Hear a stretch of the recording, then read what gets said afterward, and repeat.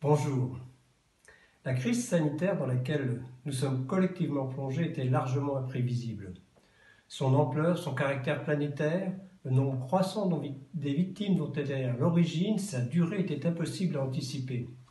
La crise climatique due aux émissions de gaz à effet de serre liées aux activités humaines est-elle prévisible et les conséquences en sont connues dans les grandes lignes. Les véritables difficultés sont pour l'après 2050, mais le climat que connaîtront les jeunes d'aujourd'hui dépend de ce que nous émettrons d'ici 2030.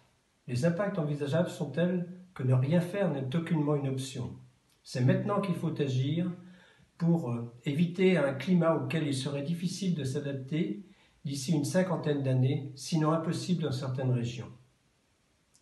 Les solutions à mettre en œuvre, les leviers d'action sont assez clairement identifiés. Beaucoup de voix disent la nécessité que l'après ne soit pas comme l'avant, qu'il peut y avoir une certaine convergence entre être mieux préparé face à la prochaine crise sanitaire et lutter contre le réchauffement climatique, et que nous nous engagions résolument dans une économie qui, enfin, permette de respecter les objectifs affichés au niveau national et européen.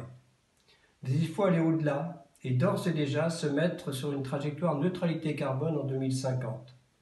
L'ensemble des investissements qui seront opérationnels à cette époque devraient désormais s'inscrire dans un contexte de réduction de nos émissions et ou d'adaptation à un réchauffement climatique désormais inéluctable.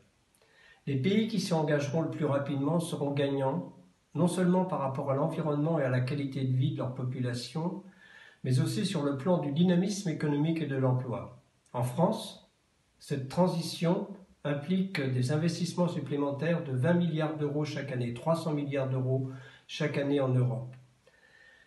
Ces montants ne représentent qu'une fraction de ceux qui seront nécessaires pour faire face à la crise actuelle.